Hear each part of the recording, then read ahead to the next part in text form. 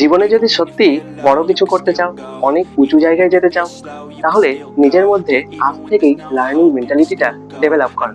সবসময় এটা পসিবল নয় যে তুমি সব জিনিসই জানবে। কেউ একটা নতুন জিনিস কিছু বলছে, নতুন আইডিয়া দিচ্ছে, তুমি সেটা ডেভেলপ করার চেষ্টা করবে।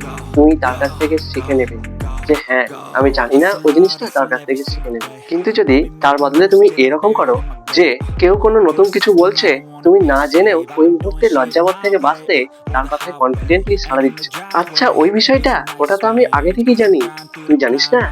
এইরকম মেন্টালিটি যদি তোমার মধ্যে থাকে, তাহলে যে শেখাচ্ছে তোমাকে, তার তোমাকে শেখানোর যে ইন্টারেস্ট বা আগ্রহ, সেই জিনিসটাই তার কাছ থেকে চলে যাবে।